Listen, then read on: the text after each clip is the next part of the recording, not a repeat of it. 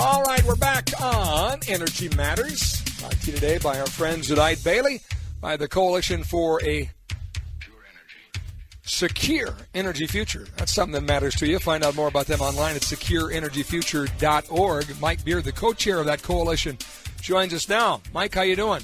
Scott, I'm doing fine down here in windy Minnesota. Windy Minnesota, huh? Yes. Now, you were a legislator from which community in Minnesota? The community of Shakopee, it's Southwest Metro. I was in 12 years. I served in the legislature. All 12 years, I had the privilege of serving on the Energy Committee, too. What a riot.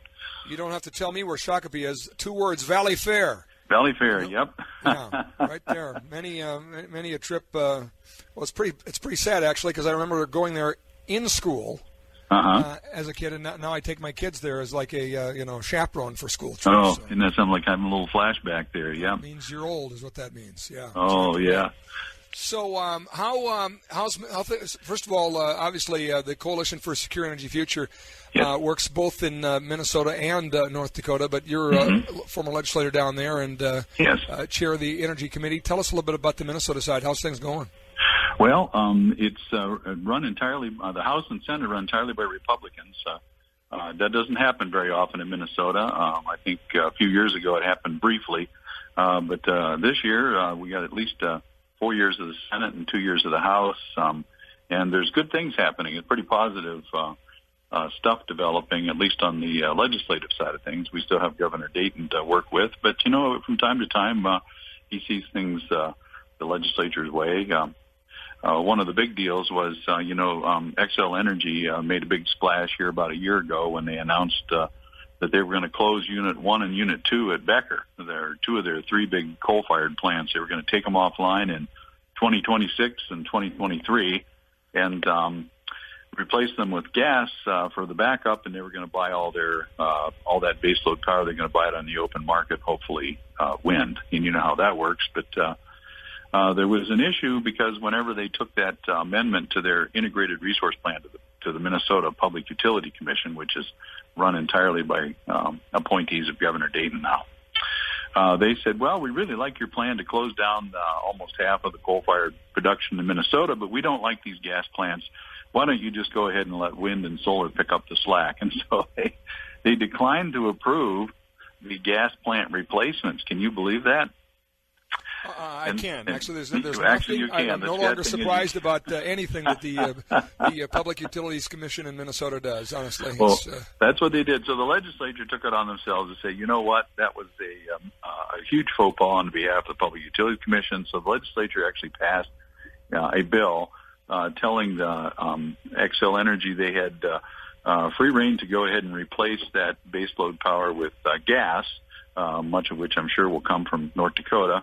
But they gave them permission to do that, and they gave them the shortcut to construction by granting the certificate of need and so on right out of the chute. Don't even have to go through the public hearings for that, apparently. So that was a huge step in the right direction, I think, to authorize the replacement there. Of course, is the decision by Xcel one of best addressing the energy needs of their customers, or is it recognizing they operate in an environment that is very anti-coal, so they just see the need to go that direction?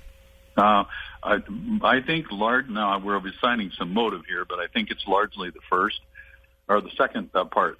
They recognize at least they're, I think, over-recognizing the interest in everything green, or what we call green, in closing the coal plant, but I think they thought they could back it up with gas, which you and I know that all the renewable or I call them intermittent energy sources out there have to have some baseload power somewhere standing idly by waiting for the sun to stop shining or the wind to stop blowing so you can turn them on and keep the grid powered. But Xcel made a big splash about closing the coal, which earned them kudos from the environmentalists, but then they said, we'll build gas to back up the wind.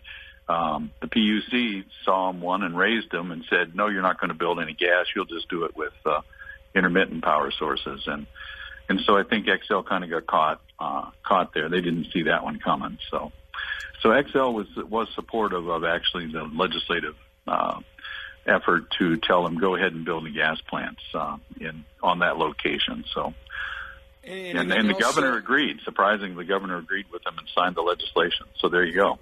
Well, I'm still waiting for the governor to recognize it was a bad idea to, ban North Dakota coal. And well, about that, a court finally saw the wisdom and all that, but he hasn't. Even though the state of Minnesota has lost twice now on that, the legislature still has a bill over there rattling around to repeal that prohibition. I don't know if it needs to go anywhere now that the court has spoken, but it would be nice to take an unlawful statute out of our books now that the courts have said it's unconstitutional. So there is that's out there floating around too. So we'll see if we can actually get it passed this time. 4 years ago, Senator Julie Rosen and I actually authored a bill to do just that, and Governor Dayton couldn't wait. He was standing at the door waiting for the bill to come to his office so he could veto it and get on with the lawsuit. But I ask a version of this every time I talk with somebody about Minnesota and energy. What's the deal? Is it just in his DNA? Is he got a lot of friends that push him that way? There's a lack of reality there as it pertains to our energy needs, and a utopian view that is just out to lunch. It's very hard to see. We do. We have very high ideals, and a lot of water over here, so a lot of people are real interested in clean water, which we all are. Yeah. But somehow the ideological extremism takes over and says, well, if this much is good, a little bit more must be better, and pretty soon you lose the balance and the perspective. And then you start doing silly things like telling our friends in North Dakota, we're not going to buy your electricity because you make it with coal. Well, that's beyond common sense. So, fortunately, the court brought that back to center there. But still, there is the prohibition that stands that you can't build pretty much any large energy facility in Minnesota that burns coal unless you offset the carbon, I think, 2 to 1, carbon dioxide, actually. Scott, we need to stop saying carbon. We need to start saying carbon dioxide, because that's actually what everybody professes to be terrified of. But anyhow, that's still on our books, and so we still have that to contend with. But, we're trying to do sensible work here. That's the name of our group, the Sensible Energy Coalition, because we realize that, while we might like to, experiment with and see if we can't work some other intermittent things into the system, at the end of the day, you can't run a paper plant with solar panels. You can't make plywood or steel with a windmill. You need massive amounts of power that's dispatchable on a moment's notice to turn iron ore into useful steel, for instance, or corn into ethanol, for instance, or, take your pick, sugar beets into sugar. It takes enormous amounts of dependable power to do that, and that's why we call ourselves the Sensible Energy Coalition. We recognize that. Well, Mike, nice chatting with you. Appreciate the update, and we'll talk again soon. Keep fighting. Scott, you're welcome to it. I look forward to talking to you again. You bet. Mike Beard, co-chair of the Coalition for a Secure Energy Future. Sensible energy is right.